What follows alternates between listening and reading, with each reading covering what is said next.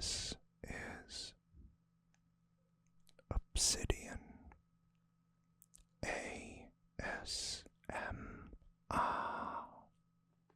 Don't forget to like, subscribe, and hit the notification bell for future videos.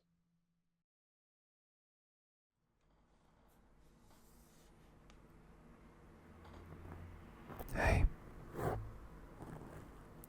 and welcome back to another Obsidian ASMR.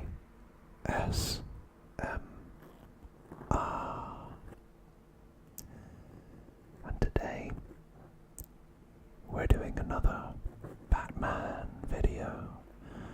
Na na na na na na na na Batman. Na na na na na na na na Batman. Batman. Batman. But instead of speaking about Batman, as you well know, we will be speaking about one of the members of his rogues gallery. More specifically, the Scarecrow. Scarecrow is the alias of Jonathan Crane, a professor of psychology turned criminal mastermind. He was abused and bullied in his youth, and he became obsessed with fear and tries and successfully develops a hallucinogenic drug dubbed the Fear Toxin to terrorize Gotham City and exploit the phobias of its protectors, Batman and the rest of the Bat family. He's interesting as a character because he typically isn't motivated by a sense of grandeur or a desire for wealth or power like the Penguin, Two-Face, and all the others, most of the others I should say. Instead, what's quite unnerving about Scarecrow is the fact that he has a sadistic interest or takes pleasure from subjecting others to his experiments with fear.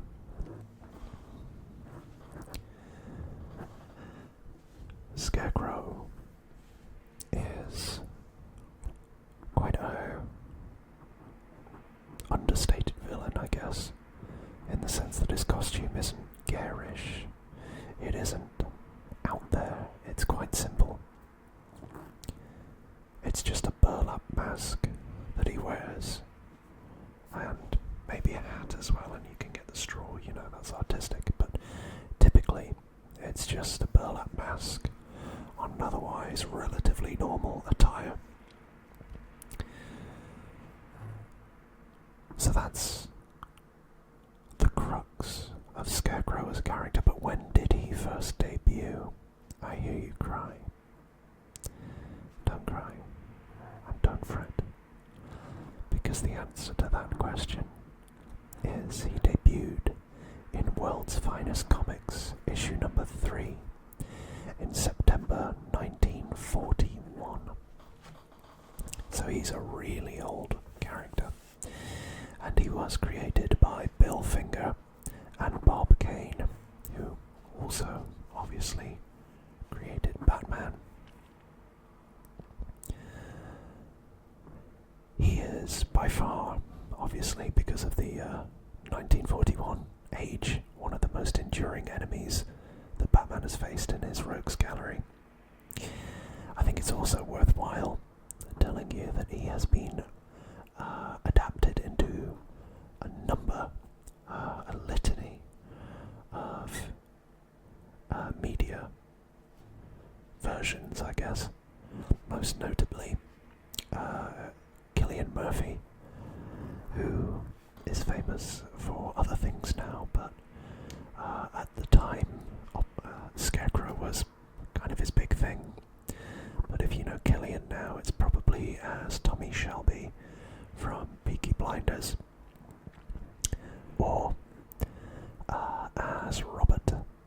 J. Oppenheimer in Christopher Nolan's film Oppenheimer, which is a very long film, but if you're into the drama behind the scenes and the politics and that kind of thing, it's very interesting. And also the 28 days, weeks, and now years later films. So that's interesting. Fun fact about his interpretation of Scarecrow: he is the main, or one of, the two villains in Batman Begins alongside Liam Neeson's Ra's al Ghul.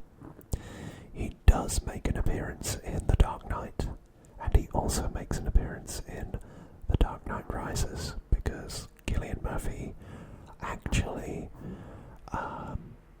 auditioned to play Bruce Wayne, and Christopher Nolan clearly liked him a lot, so he kept giving him cameos at least. So yeah, you either had Cillian Murphy in an alternate universe playing Bruce Wayne and Batman in the Dark Knight trilogy, so the more you know. I think he was also played by two people in the Gotham TV series, which I think it was Charlie Tayan and also David Thompson, I think is his name. And then there was a version that also appeared in Titans, the HBO Max streaming series, which I quite liked, really. But I don't know who the actor was who portrayed him there. The most interesting version of the character, to my mind, was in fact when he took centre stage in probably my favourite Batman game of all time, Batman Arkham Knight. And you can see, and I've told you about this before, there he is in the background with his respirator, his injector claws to stab people and inject them with the fear toxin, and the burlap sack that I was referring to earlier. This portrayal of the character was actually the actor John Noble, who was he was the Mad King of Gondor in The Lord of the Rings, The Return of the King. I forget what the name of the character is. But I know him from the very, very overlooked TV series Fringe, where he played the eccentric but lovable scientist Walter Bishop. And I think he did a phenomenal job as Scarecrow in this. It was, I think this was done off the back of Fringe, so that show also had Lance Reddick in it, dearly departed, but that is not Scarecrow. Anyway,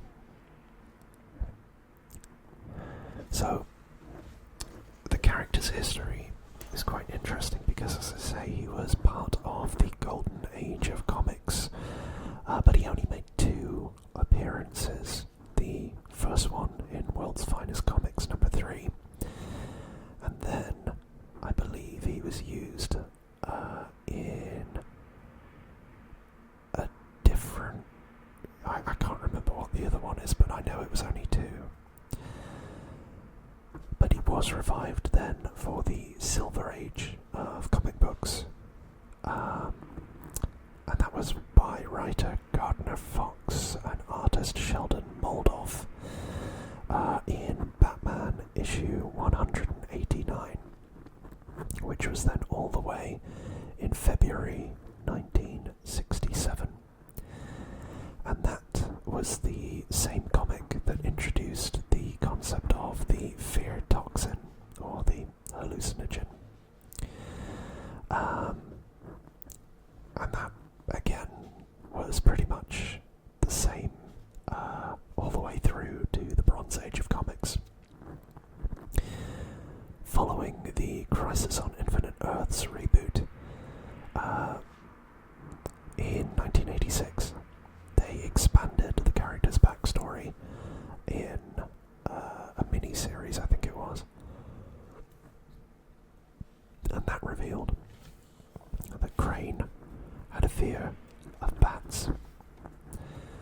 So, yeah, but I think that they changed it again with the new 52 all the way back in 2011, which feels like yesterday but also doesn't.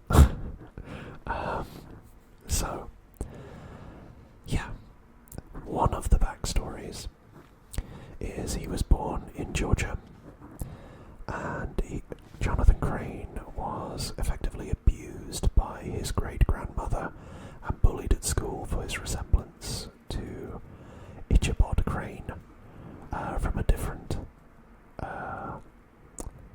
series or show, The Legend of Sleepy Hollow.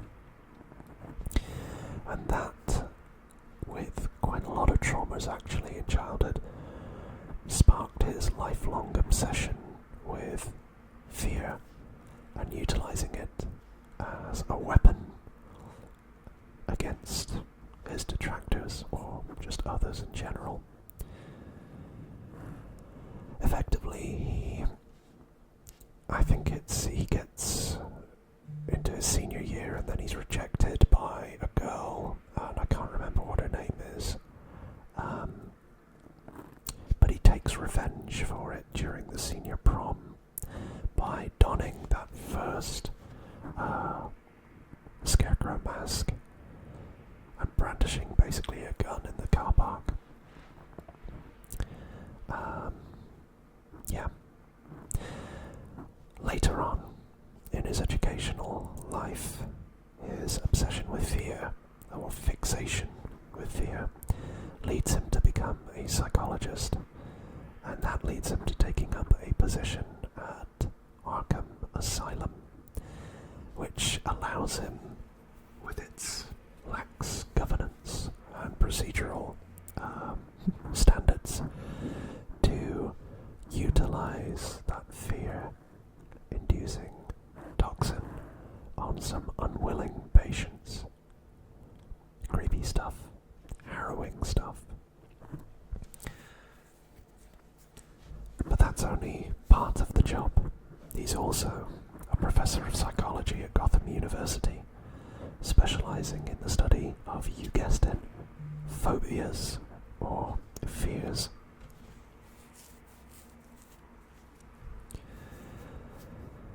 I think the notable point there is, while he is a college professor, he mentors a young Thomas Elliot. But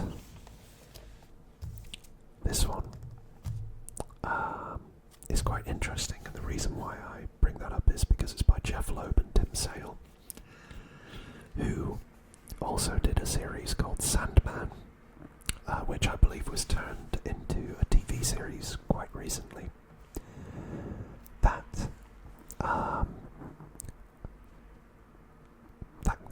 that comic book series has Scarecrow cameo in Volume 2, issue number 5. But the Jeff Loeb and Tim Sale version of the character is a lot more deranged than the rest of the Rogues Gallery, because they have him a little more psychotic, with more of an emphasis on him speaking in nursery rhymes, for instance. And that, again, they retconned and basically said he was abused by a fanatically religious great-grandfather, whom he then went on to dispatch, shall we say.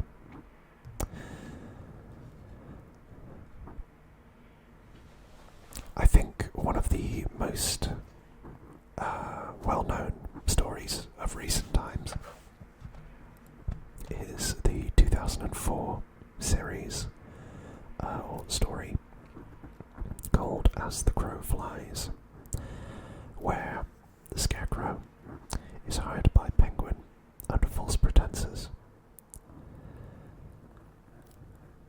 And whilst he's hired, he's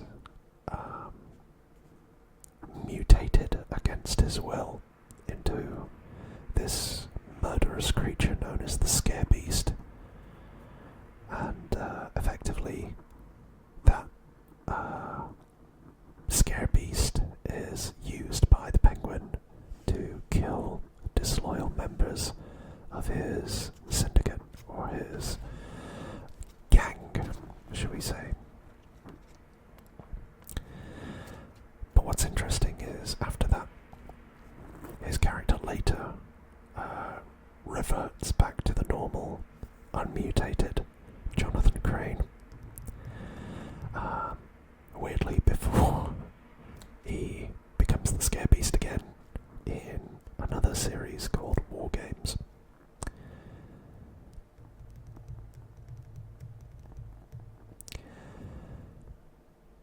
So,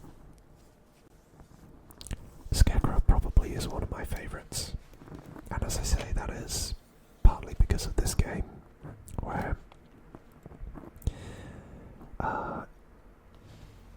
he effectively threatens to release a fear toxin across Gotham City, which leads to the majority of the population fleeing, and prisoners and Arkham Asylum inmates and all the like nefarious characters running amok for 24 hours, where Batman has to defeat both the Arkham Knight and Scarecrow in one evening, and then activate the Nightfall Protocol. On a side note, it's a real shame that Rocksteady didn't continue games in this vein, because this was a masterpiece, it really was. I know some people say that the Arkham Asylum was the best, or Arkham City was the best, but for me it's this one. This laid the foundations for other games like Spider-Man and Spider-Man 2. With how big the city was, the only difference is those games were populated, whereas this didn't have any civilians, or very few. But I put that down to some limitations in the PlayStation 4 technology, and this was at the very start of the console's life cycle. But nonetheless, very, very good, and I can't recommend it enough. But I did want to show you these other, more recent comics, and by that I mean I've shown you them before, but somebody did rightfully point out that that looks like Scarecrow, and that also looks like Scarecrow, and by way of introduction, that looks like Firefly as well, so thank you for the comment. I had a bit of a blank there. But that's basically all I know about Scarecrow. Very interesting character. He's, as I said to begin with, if to summarise his personality, he's cruel, sadistic, deranged, and above all manipulative. And I think his backstory with the psychology is a great way of doing that, or weaving that in to the character. I think he is easily a character that can be utilised in big budget stories, like the films. So there are rumours that Scarecrow will be one of the villains in the next Robert Pattinson or Matt Reeves Batman film, but it's still a little bit too early to tell there. But that is it. I think that sums it all up. And yeah, if you enjoyed this video and you would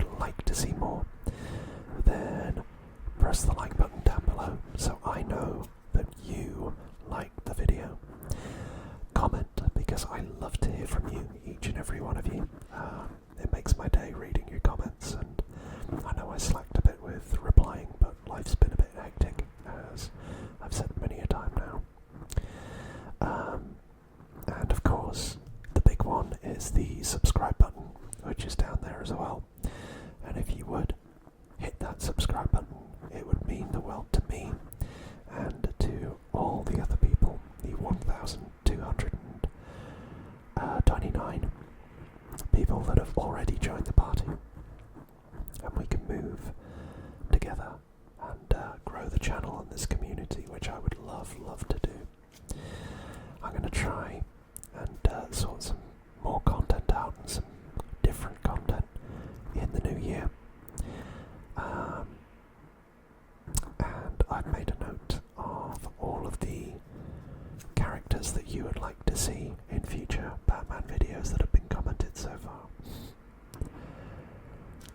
That's enough talking. So, hopefully you are asleep.